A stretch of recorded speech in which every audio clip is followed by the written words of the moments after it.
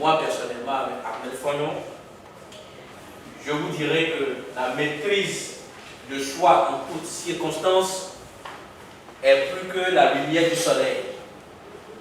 Car mieux que le meilleur des désinfectants, elle est la source de votre totale protection. Donc si vous arrivez à vous maîtriser en toutes circonstances, vous êtes protégé contre beaucoup de choses.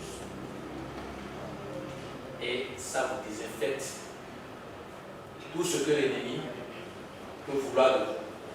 Si l'ennemi veut que vous soyez énervé, si vous maîtrisez, vous êtes en sécurité. Son objectif ne sera pas atteint. Donc aujourd'hui, j'ai décidé, après plusieurs années d'absence, devant mes camarades étudiants, de partager ce que ma vie militante m'a appris et ce que moi-même j'ai été payé des formations pour suivre, puisque vous aussi vous devez le faire demain quand vous tirez le maximum de quelque part. Rappelez-vous toujours de revenir servir. Ça, les Anglais disent giving back. Ce que vous avez tiré, revenez donner ça à la génération qui suit.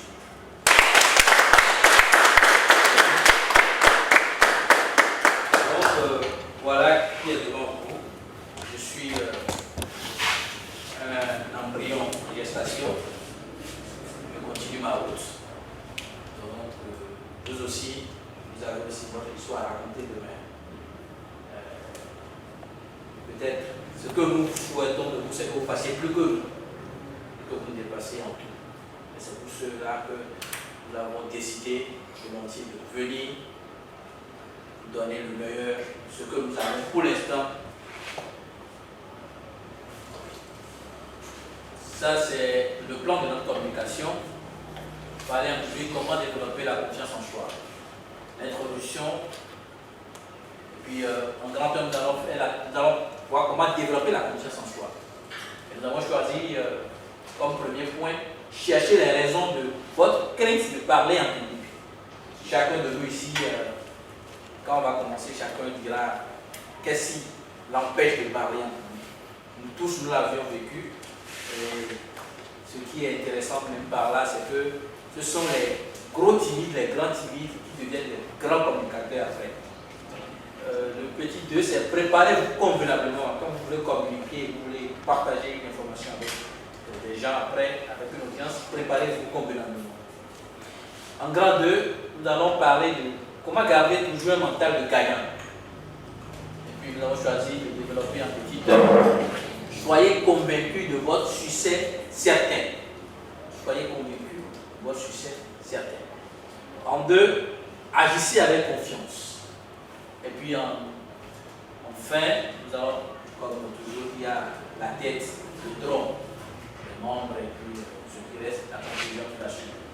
Si le bon Dieu, malgré qu'il soit magnanime, n'a pas donné la chance aux animaux de communiquer comme nous, on parle, on s'entend, mais les animaux se parlent entre eux. C'est ce qui nous différencie des animaux. Nous sommes de l'espèce animale, mais Dieu nous a donné un plus. Nous avons la communication verbale plus que les autres. C'est à travers votre parole qu'on saura si vous êtes honnête. C'est à travers votre parole qu'on saura si vous êtes un homme de rigueur. C'est à travers votre parole, à travers les choix des mots que vous prenez pour vous exprimer, que les gens sauront s'ils doivent vous prendre au sérieux ou pas. Donc, vous devez comprendre et noter essentiellement les choses qui vous semblent importantes. Mais vous devez également comprendre que quand je quitte ici, vous devez pouvoir répercuter ça dans votre compréhension. C'est pour cela que je tarde un peu sur chaque phrase.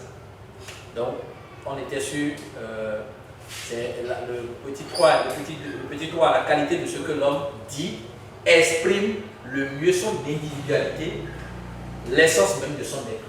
Il y a des professeurs qui viennent, on dit qu'ils sont professeurs titulaires, mais Quand ils font cours, tout le monde dort. Ce n'est pas de sa faute. Il a pensé que la connaissance, c'est juste dans les papiers, mais comment transmettre, il n'a pas su savoir. Donc lui vient, il fait l'important, bon, prenez vos cahiers, blablabla, mais tout le monde dort. Et il dit, mais vous vous foutez de moi?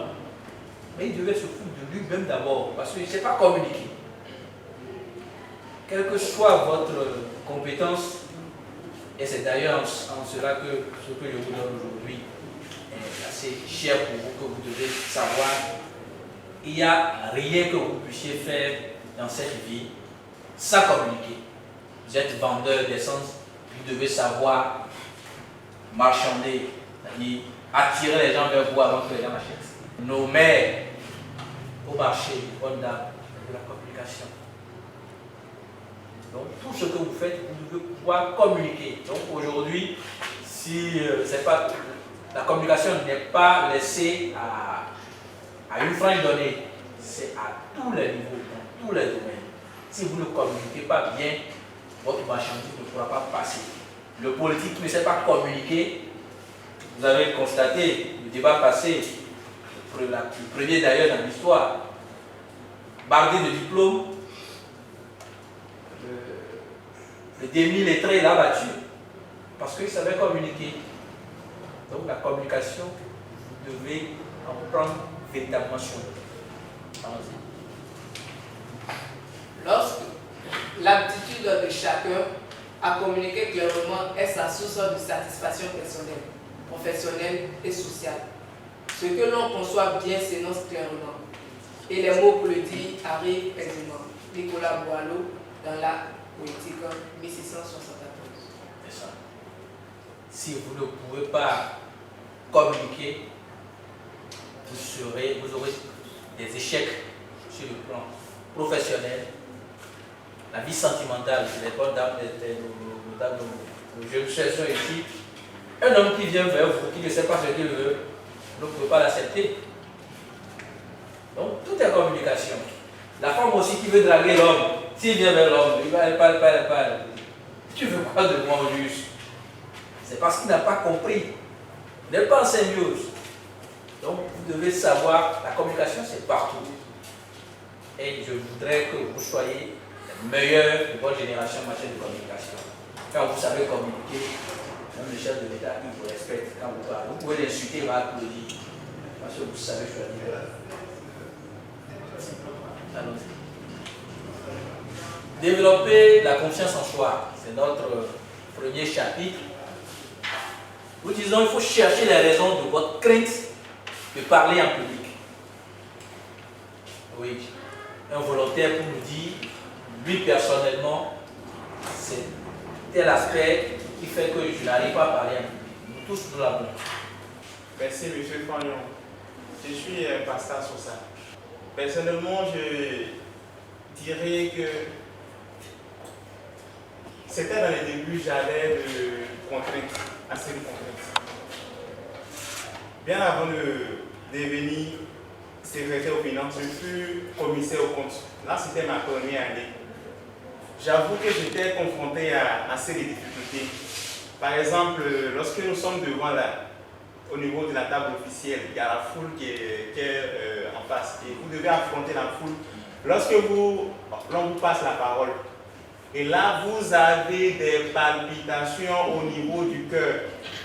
Et lorsque vous ne parvenez pas à vous maîtriser, vous dites autre chose que ce que vous aviez dans la tête.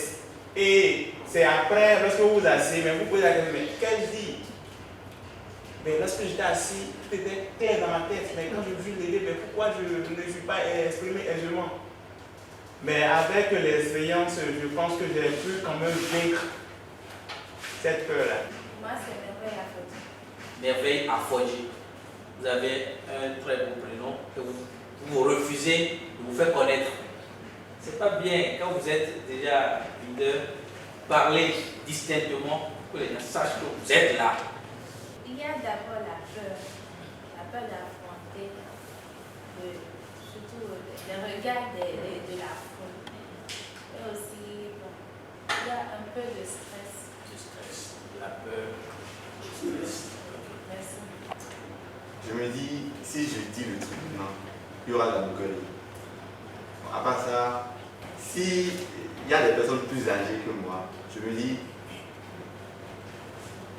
je me minimise en fait, je me vois inférieur à ceux-là. Donc ce qui perturbe ce que je veux dire. Merci. La peur fait échouer plus de gens que n'importe quel fléau au monde. Ça. Vous avez tout compris, j'espère. Mais votre peur que vous avez peut vous faire partie de ce monde dans une semaine. Parce que déjà vous avez reçu ça comme un choc. Donc la peur c'est très grave. Il faut éviter, il faut se faire violence sur soi-même pour ne plus avoir peur de quoi que ce soit. Même si on vous annonce le désastre, c'est parce que ça doit arriver que ça arrive. Maintenant si ça n'arrive pas, que veut le peuple? Tout simplement. Donc évitez d'avoir peur. Et refusez-vous qu'on vous fasse peur. Refusez-vous qu'on vous fasse peur. Parce que celui qui vous fait peur, qui vous terrorise, il détruit tout en vous. La peur seule peut vous amener à avoir des crises cardiaques. La peur seule peut vous amener à commencer par maigrir. Oui, tout simplement. Tout simplement. On va dire, mais il a le sida, il a quoi? Non, parce qu'on lui a annoncé une nouvelle qui lui fait tellement peur et son organisme ne tient plus. Donc la peur, c'est très grave. Il ne faut jamais permettre à quelqu'un de vous faire peur. Et vous-même, il faut que vous refusez que les circonstances vous fassent peur. Il faut dire à mon niveau, moi j'ai souvent un problème de battement du cœur. Quand je veux prendre la parole en public, mon cœur commence par battre. Et donc je me dis que du coup, le message ne va pas passer. Donc je préfère m'abstenir. Merci monsieur. Lisez-vous la suite. Non. Ensuite. Vous devez chercher à découvrir ce qui est à la base de votre peur de parler en public. Très souvent, c'est la timidité, le trac, ou bien des expériences malheureuses d'humiliation antérieure ancrées dans nos vies passées, soit en famille, à l'école ou dans une réunion. Carcel Assad. Carcel Carcel Assad.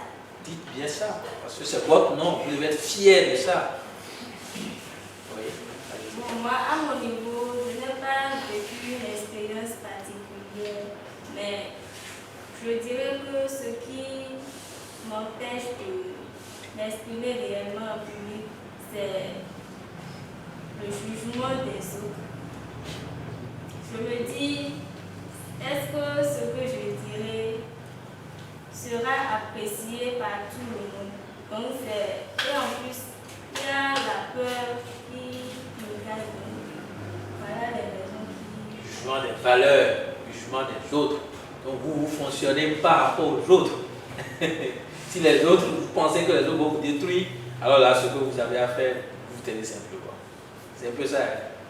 C'est l'imagination que vous faites. Ce que les gens pensent de vous. C'est ça qui vous empêche de parler. C'est plutôt la dernière fois que j'ai rompu, du moins avec la timidité, si on était un peu très timide. C'était en seconde où le professeur de physique nous a demandé quelque chose. J'avais bien la réponse en moi. Et à cause de ma timidité, je me suis tué. Et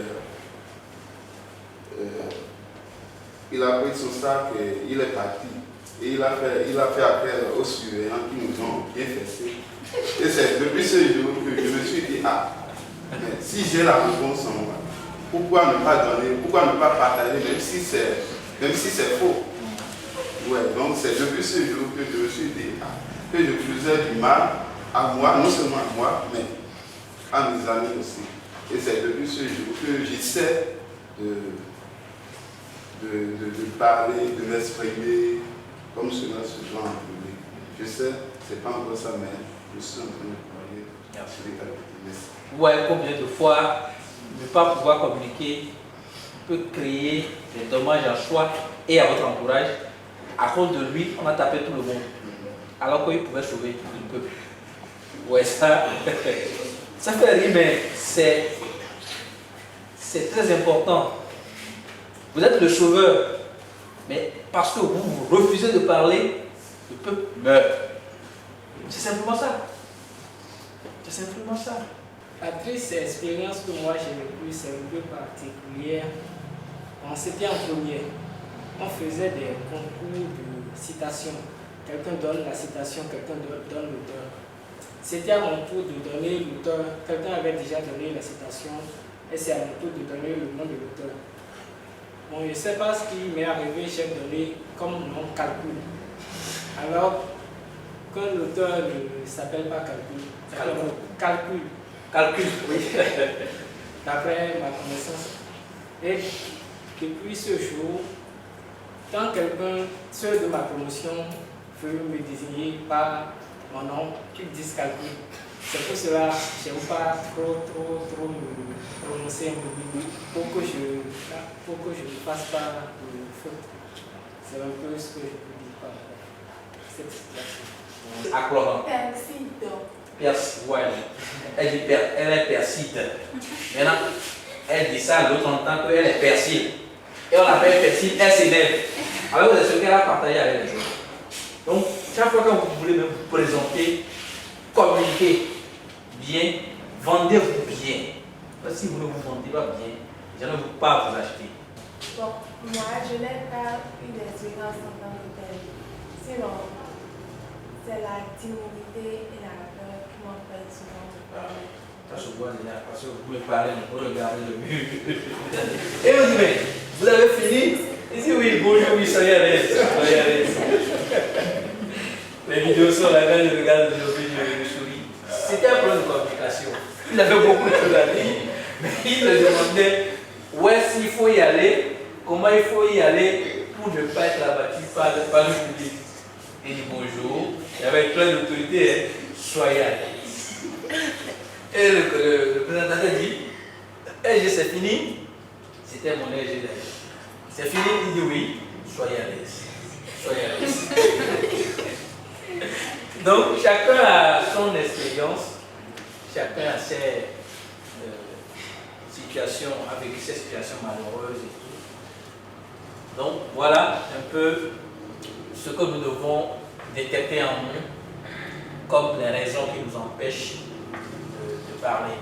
Et quand on connaît son mal, le remède pour vaincre ça vient facilement. Il ne suffit pas de bûcher son document, mais il suffit de comprendre ce qu'on a à apporter aux autres de plus. C'est la compréhension de son sujet. Merci. Applaudissez pour elle.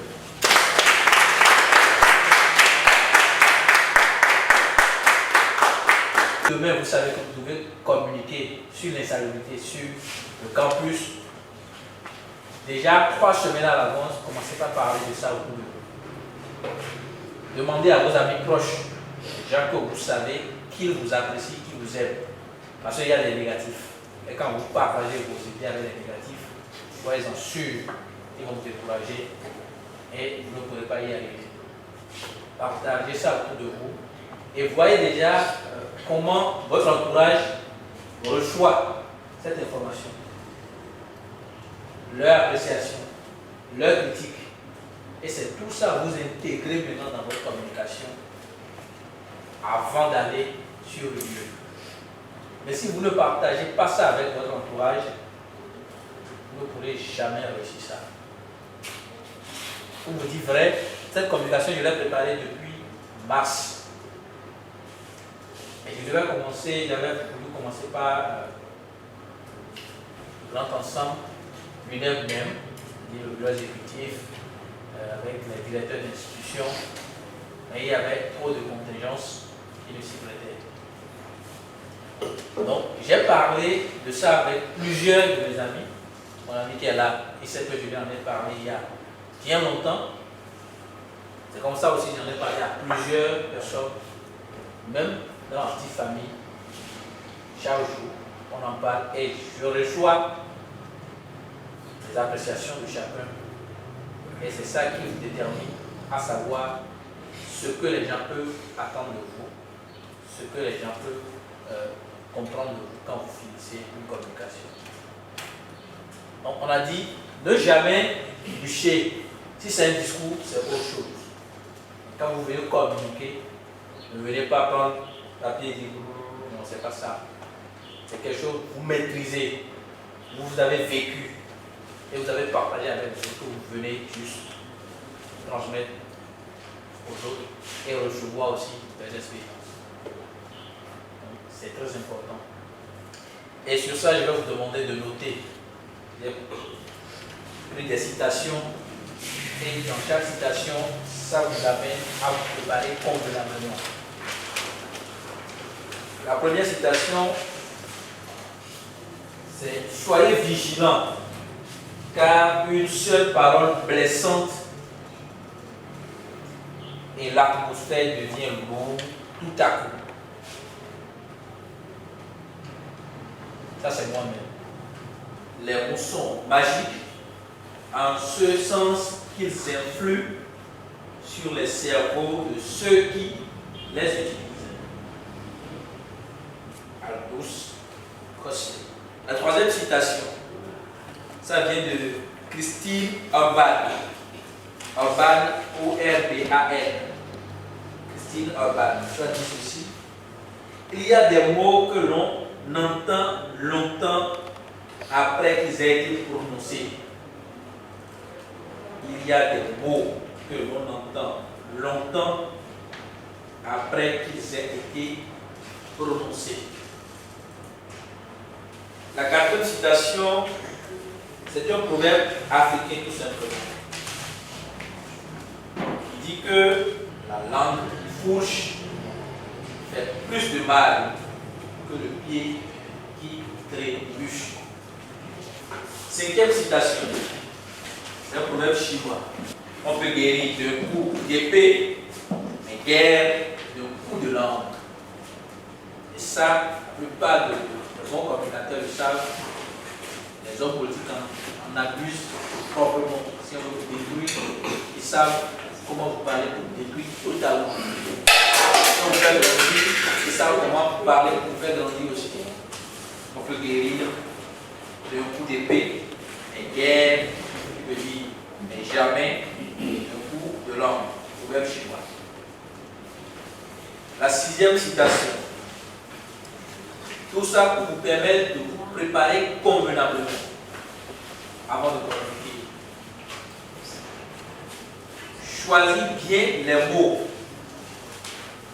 car ce sont eux qui créent le monde qui t'entoure. Ça vient de moi. Choisis bien les mots, car ce sont eux qui créent le monde qui t'entoure. On peut aller chez camarade. La septième citation vient de Pierre-Claude Victor Boïste. Boïste, ça fait B-O-I-S-T-E. Pierre-Claude Victor Boïste. Le mauvais emploi des mots cause autant d'erreurs que de nuances. Élève tes mots, pas ta voix. Élève tes mots, pas ta voix. C'est la pluie qui fait grandir les fleurs, pas le tonnerre. Élève tes mots, pas ta voix. C'est pas pareil. Pas. S. Pas ta voix. C'est la pluie qui fait grandir les fleurs, pas le tonnerre. Donc quand vous communiquez, ce n'est pas crier. C'est vos paroles, vos mots que vous choisissez, qui transmettent l'idée que vous voulez que les gens gardent de vous. Et donc vous voulez crier sur les gens. La suite, ça vient de Charles de Gaulle. Charles de Gaulle. Les choses capitales qui ont été dites à l'humanité ont toujours été des choses simples. Charles de Gaulle. Exemple, Jésus. Aimez-vous les uns les autres comme vous voulez, comme vous aime. Bien comme votre Père que je suis vous aime. C'est simple. Et c'est essentiel. Aimez-vous les uns les autres. Il n'a pas crié sur les gens avant de dire ça. Il n'a pas tourné par quatre chemins pour voir comment il faut tourner les femmes. Non. Très simple. Aimez-vous les uns les autres. Les mots sont, à mon avis, notre plus inépuisable source de magie. Avec votre mot que vous utilisez, vous créez de la magie là où vous venez pour parler. Les gens pouvaient être là, vous attendant et être dans une grosse détresse, et juste un mot que vous placez, qui leur donne de la joie. Et quand ils vont rentrer, ils vont dire, si je ne venais pas à cette communication, je ne serais pas dans cet état. Donc, vous devez bien choisir. Ne pas aller rendre les gens tristes, mais leur donner de la joie, de l'amour. Bref, pour vous permettre de bien vous préparer convenablement quand vous pouvez communiquer et vous partager ces distillations. Donc la maîtrise de la confiance en soi, prise de parole en public, moi, ça m'a fait du mal, comme vous avez dit. Quand j'étais au secondaire, jusqu'à l'université, à un moment donné. Et à l'université même, en première année, le fait que j'ai eu, malgré que j'ai été responsable en terminale, j'ai des foules de mécontents et tout. En première année, je n'ai plus voulu vivre la vie militante. Parce que ce que j'ai tiré en terminale, et que c'était la première expérience, c'était déjà pour moi de trop. L'année là où j'ai été responsable, il y a eu des frais, comme on dit ici, des faux frais que l'établissement a créés. Et on voulait faire payer les parents pour ça. Et nous, étant responsables, les parents d'élèves nous ont sollicité pour empêcher que l'établissement les amène à payer ça. Malheureusement, les deux délégués étaient pour la vie de l'administration. Donc, on était responsables, mais il fallait défier maintenant les délégués que nous avons vus. Et c'est pour cela, quand vous êtes destiné forcément à quelque chose, il y a forcément les circonstances qui vous y amènent. Dans le lot, mes camarades vont désigner comme leader du groupe pour défendre ce que veulent les parents des élèves et ce que la communauté, les élèves veulent. Ne pas payer les frais.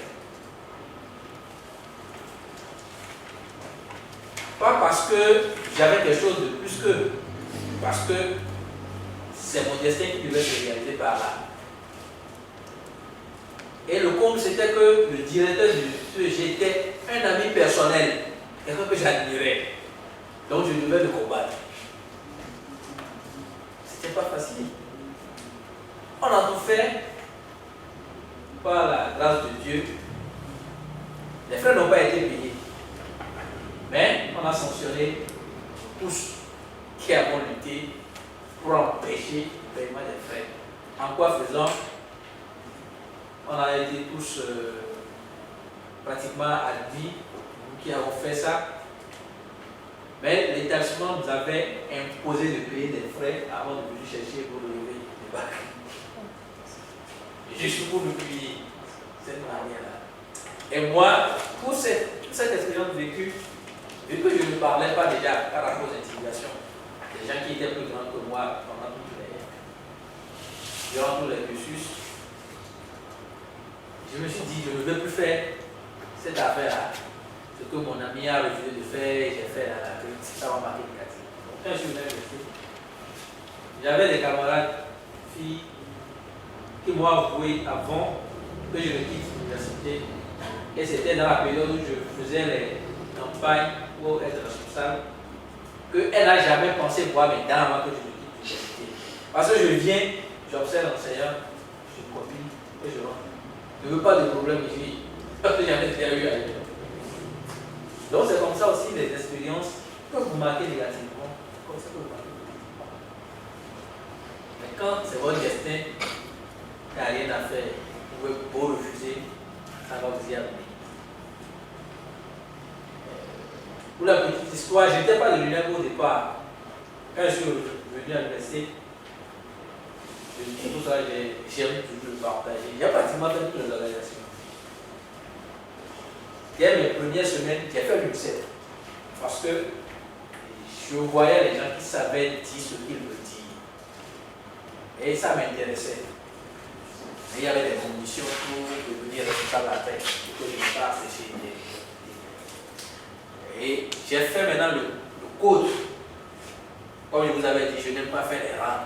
Ça, je n'aime pas être en train de faire des tracasseries avant de faire ce que je dois faire. Donc, quand je suis venu, les gens m'ont dit, bon, pour aller manger au resto, il faut le rang ici. Comment faire pour ne pas faire rang? On m'a dit, il faut être codeur. D'accord, il n'y a pas de souci. Donc, je me suis fait recruter en tant que codeur sous la direction du président Didier Bokobala. Peut-être que vous ne le connaissez pas, il a été président de l'UNEM aussi. Et j'étais codeur. Donc ça me permettait de ne plus faire à tout manger. Mais avant ça, j'aimais chanter. Donc j'ai fait le test le même jour que le directeur, peut-être la DB peut me connaître. Il les chante aujourd'hui, Josias Folie. Alors vous ne connaissez pas. Je vais vous laisser tout à l'heure de ces chansons, vous allez écouter. Vous saurez que c'est lui. Josias Folie. On a fait pratiquement le même parcours, on a fait l'université ensemble.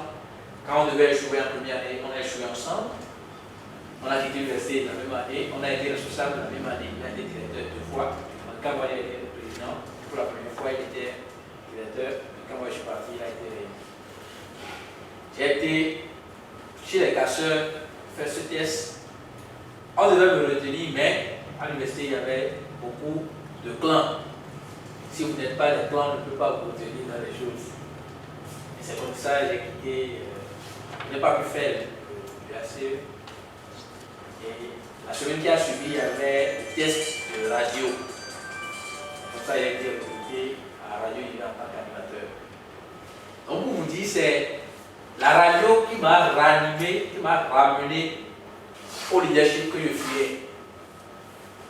Sinon, quand je viens à l'université, je quitte ma chambre. Ce que je refuse d'ailleurs aux gens aujourd'hui, que j'appelle le commerce triangulaire, quitter la maison, aller au cours, passer par le resto, rentrer chez soi.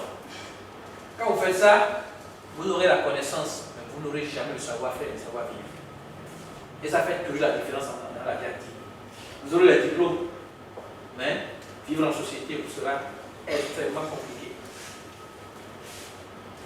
Donc c'est comme ça que j'ai décidé de devenir responsable d'amphi. Et c'est comme ça mes élans de leader que j'avais fuyé quand j'avais une expérience avant sont revenus. Pour intégrer définitivement l'UNEM, c'est que j'ai créé d'incidents à la FNEL. Parce qu'on refusait de reconnaître les BCE, dont j'étais le premier coordonnateur à la FADESP. J'ai créé l'incident en voulant être responsable de la FNEL en tant que responsable de classe de BUE. Et c'est là maintenant qu'ils m'ont fait sortir le dossier pour dire que je suis responsable de BCE et je veux maintenant être responsable de BUE. Ça ne va pas dépasser le diable. Vous avez dit BCE, ça n'existe pas. Donc ça veut dire que ce que vous représentez ici, ça n'existe pas pour vous. Et maintenant vous nous empêchez qu'on entre dans votre système. Donc c'est comme ça, je suis encore revenu à l'idée. Parce que la radio fait partie de la FNEP. J'ai été organisateur en 2008 à la radio. Donc c'est comme ça que je suis revenu à l'UNEM. Vous dites j'étais venu par le PCD, j'étais venu par les gens appellent les PCD, mais je j'ai commencé véritablement le militantisme aujourd'hui qui ne se confine pas l'UNEP avec le Condor. Après, quand la radio m'a pris, je ne pouvais plus trop rester dans l'UNEP. Je donnais plus du temps à la radio, ce qui faisait que les gens m'appelaient une bien, des bien. Donc, j'ai créé de l'incident à la FNEB avant de revenir maintenant à l'UNEP, voici à l'UNEP, je suis au niveau de la plupart. Donc, pour vous dire simplement, si vous êtes destiné à quelque chose, il y a forcément les circonstances pour vous y amener. Donc, moi, j'avais véritablement pas confiance en moi. Quand j'avais vécu cette expérience malheureuse, déjà en terminale, arrivé ici, je ne voulais plus rien faire. Je voulais juste un diplôme, une partie, parce que je ne veux pas de problème. Donc, avoir la confiance en soi, c'est très important. Très, très important. C'est de l'étranger qu'on a eu ce contact. Donc, ce n'est pas ma passion qui m'a découvert. Le fait de rien qui ne vous passionne, vous tuez, vous rendez malade. Désormais, intégrez dans vos habitudes que votre passion va devenir votre profession. La suite. Oui, disez-vous ça. Non, non, il y avait des choses là. Disez-vous ça. Toujours au service de l'humanité. Appelez-moi la lumière du monde. Vous devez vous appeler la lumière du monde. Si vous n'êtes pas la lumière, qu'est-ce que vous allez apporter aux autres? C'est de l'hospitalité. Donc vous devez vous appeler lumière du monde. Parce que vous êtes pour briller et non pour sombrer. Vous devez vous appeler lumière du monde et être toujours au service de l'humanité. Et n'oubliez jamais, celui qui donne toujours reçoit plus. Les grands hommes ont compris ça. Et Jésus, il s'est sacrifié, mais aujourd'hui il n'est pas là en réflexion. Pourquoi en réflexion? Parce qu'il s'est sacrifié. Il a donné tout ce qu'il avait. Si demain, moi je suis quelque part et que j'ai appris que notre ami communicateur a eu un parcours élogieux et refuse de revenir transmettre ce qu'il a reçu de lui-même, c'est qu'il a été plat. Chacun de vous doit vous revoir demain revenir, retourner ce que Dieu vous a donné. C'est moi, le prix que je suis en train de payer actuellement. Et c'est de la même manière que je vais donner ça à la radio, c'est de la même manière que je vais donner ça à toutes les organisations de jeunes, parce que c'est la jeunesse qui m'a fait découvrir pour être humain. Donc vous devez revenir en arrière, donner aux autres ce que la maison dans laquelle vous avez vécu vous a donné. C'est très important. Et la fin, une citation puis la suite. Le grand homme que vous connaissez, je vous remercie déjà de devenir des fous de la communication. Et je vous laisse avec cette citation. Je vais demander à notre ami, notre communicateur, de nous dire Croyez en vos rêves et ils se réaliseront peut-être. Croyez en vous et ils se réaliseront sûrement. Martin Luther King. Vous connaissez, vous connaissez tous. Si vous croyez en vos rêves, ils peuvent peut-être se réaliser. Mais si vous croyez en vous, il n'y a rien à faire.